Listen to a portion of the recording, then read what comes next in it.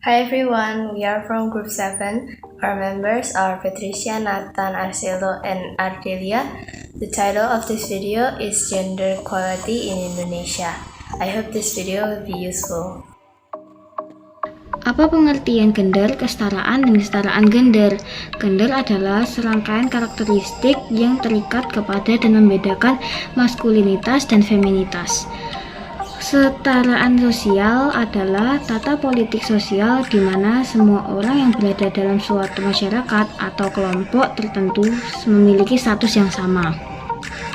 Kesetaraan gender juga dikenal sebagai keadilan gender, adalah pandangan bahwa semua orang harus menerima perlakuan yang setara dan tidak diskriminasi berdasarkan identitas gender mereka yang bersifat kodrati. 2. Sebutkan ciri-ciri kesetaraan gender. Terwujud kesetaraan gender ditandai dengan tidak adanya diskriminasi antara perempuan dan laki-laki. Dan dengan demikian mereka memiliki akses kesempatan berpartisipasi, kontrol atas pembangunan, dan peroleh manfaat yang setara dan adil. 3. Permasalahan apa yang kamu lihat dalam masyarakat yang berhubungan dengan kesetaraan gender? Ceritakan tentang permasalahan tersebut.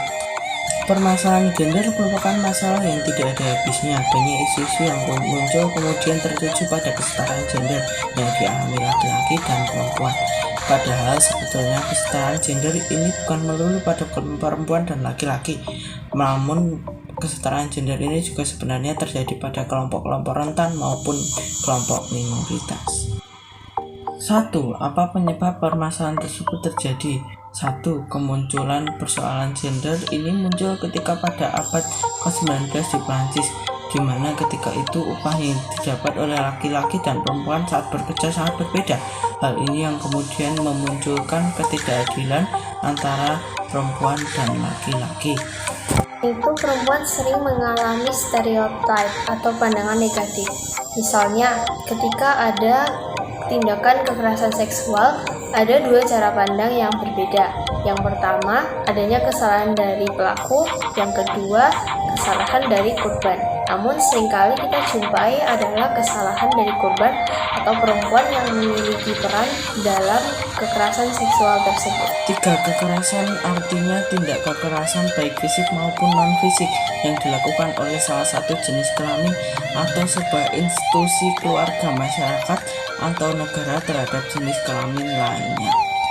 Kriminalisasi artinya suatu proses peminggiran akibat perbedaan jenis kelamin yang mengakibatkan kemiskinan.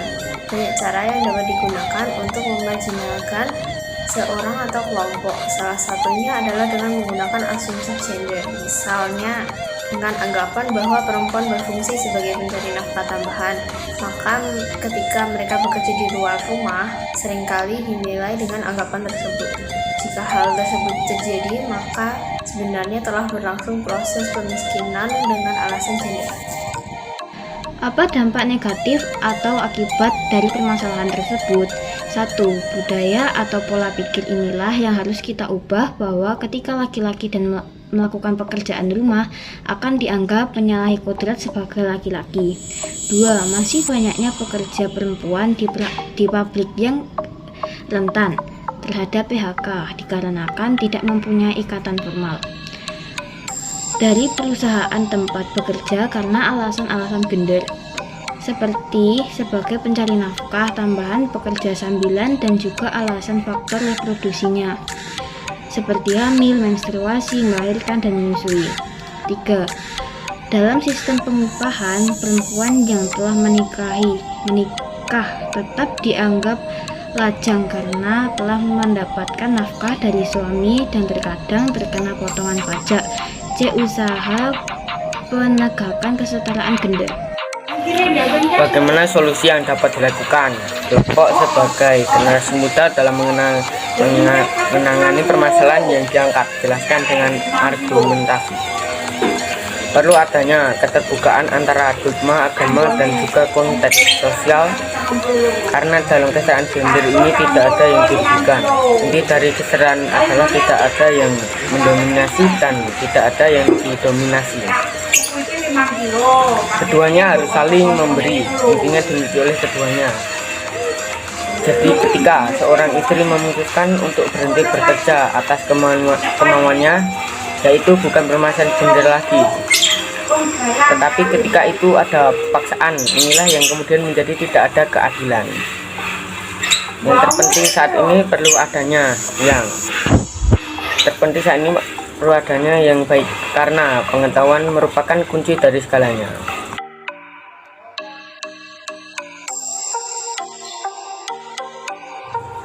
Ono kesimpulan sing bisa dijupuk saka video iki. Sing penting ono kawruh kanggo mangerteni kesetaraan gender. Kata video saking kita grup itu. Mugi video menika saged migunani kangge kita sedaya. Lan aja lali like, comment, lan share, subscribe. Matur nuwun.